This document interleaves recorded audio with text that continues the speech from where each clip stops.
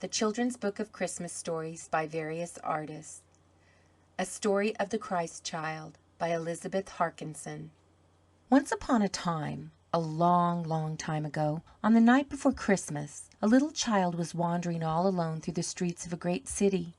There were many people on the street, fathers and mothers, sisters and brothers, uncles and aunts, and even gray-haired grandfathers and grandmothers, all of whom were hurrying home with bundles of presents for each other and for their little ones. Fine carriages rolled by, express wagons rattled past, even old carts were pressed into service, and all things seemed in a hurry and glad with the expectation of the coming Christmas morning.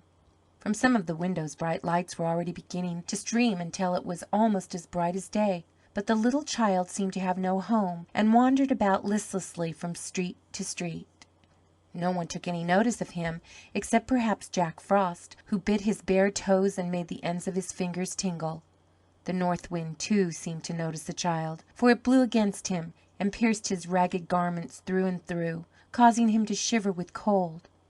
Home after home he passed, looking with longing eyes through the windows in upon the glad, happy children, most of whom were helping to trim the Christmas trees for the coming morrow. "Surely," said the child to himself, "where there is so much gladness and happiness, some of it may be for me." So with timid steps he approached a large and handsome house. Through the windows he could see a tall and stately Christmas tree already lighted. Many presents hung upon it. Its green boughs were trimmed with gold and silver ornaments. Slowly he climbed up the broad steps and gently rapped at the door. It was opened by a large manservant. He had a kindly face, although his voice was deep and gruff. He looked at the little child for a moment, then sadly shook his head and said, "Go down off the steps. There's no room here for such as you." He looked sorry as he spoke. Possibly he remembered his own little ones at home, and was glad that they were not out in this cold and bitter night. Through the open door a bright light shone, and the warm air, filled with fragrance of the Christmas pine, rushed out from the inner room and greeted the little wanderer with a kiss. As the child turned back into the cold and darkness, he wondered why the footman had spoken thus, for surely, thought he, those little children would love to have another companion join them in their joyous Christmas festival. But the little children inside did not even know that he had knocked at the door. The street grew colder and darker as the child passed on. He went sadly forward, saying to himself, "Is there no one in all this great city who will share the Christmas with me?" Farther and farther down the street he wandered, to where the homes were not so large and beautiful. There seemed to be little children inside of nearly all the houses. They were dancing and frolicking about. Christmas trees could be seen in nearly every window, with beautiful dolls and trumpets and picture books and balls and tops and other dainty toys hung upon them. In one window the child noticed a little lamb made of soft white wool. Around its neck was tied a red ribbon. It had evidently been hung on the tree for one of the children. The little stranger stopped before this window and looked long and earnestly at the beautiful things inside, but most of all was he drawn toward the white lamb. At last, creeping up to the window pane, he gently tapped upon it. A little girl came to the window and looked out into the dark street where the snow had now begun to fall. She saw the child, but she only frowned and shook her head and said, "Go away and come some other time. We're too busy to take care of you now." Back into the dark, cold streets he turned again. The wind was whirling past him and stopped to say, "Hurry on, hurry on. We have no time to stop. 'Tis Christmas Eve and everybody is in a hurry tonight." Again and again the little child rapped softly at door or window pane. At each place he was refused admission. One mother feared he might have some ugly disease which her darlings would catch. Another father said he had only enough for his own children and none to spare for beggars. Still another told him to go home where he belonged and not to trouble other folks. The hours passed. Later grew the night, and colder grew the wind, and darker seemed the street. Farther and farther the little one wandered. There was scarcely anyone left upon the street by this time, and the few who remained did not seem to see the child, when suddenly ahead of him there appeared a bright single ray of light. It shone through the darkness into the child's eyes.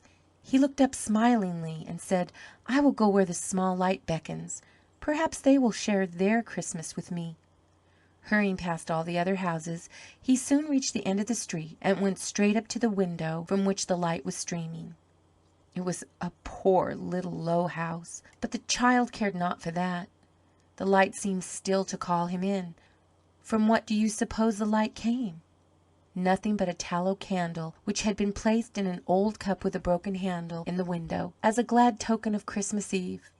There was neither curtain nor shade to the small, square window, and as the little child looked in, he saw standing upon a neat wooden table a branch of a Christmas tree.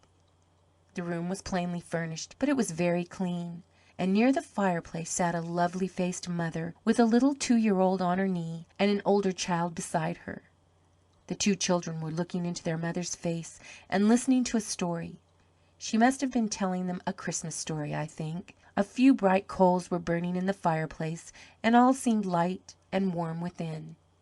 The little wanderer crept closer and closer to the window pane. So sweet was the mother's face, so loving seemed the little children, that at last he took courage and tapped gently, very gently, on the door.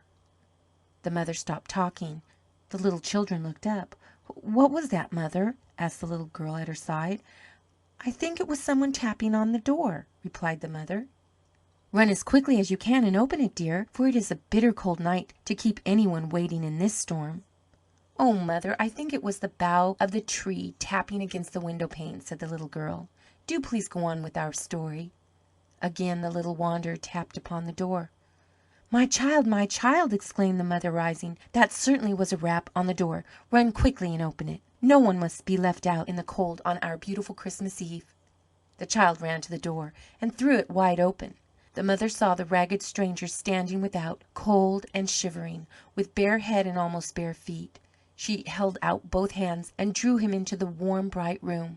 "You poor dear child," was all she said, and putting her arms round him, she drew him close to her breast. "He is very cold, my children," she exclaimed. "We must warm him.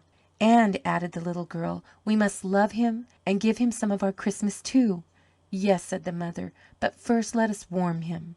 The mother sat down by the fire with the little child on her lap, and her own little ones warmed his half-frozen hands in theirs.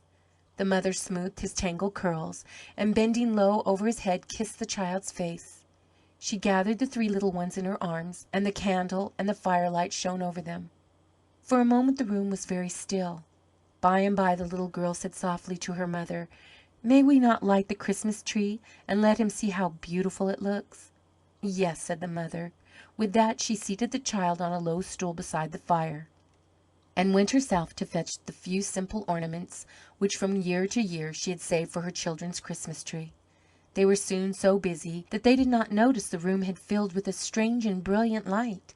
They turned and looked at the spot where the little wanderer sat. His ragged clothes had changed to garments white and beautiful.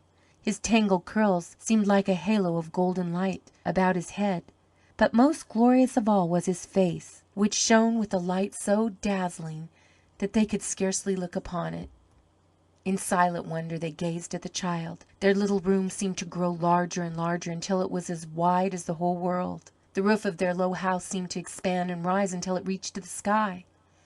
With a sweet and gentle smile the wonderful child looked upon them for a moment, and then slowly rose and floated through the air, above the tree tops, beyond the church spire, higher even than the clouds themselves, until he appeared to them to be a shining star in the sky above. At last he disappeared from sight. The astonished children turned in hushed awe to their mother, and said in a whisper, "Oh, Mother, it was the Christ child, was it not?" And the mother answered in a low tone, "Yes." And it is said, dear children, that each Christmas Eve the little Christ child wanders through some town or village, and those who receive him and take him into their homes and hearts have given to them this marvelous vision which is denied to others. End of A Story of the Christ Child by Elizabeth Harkison.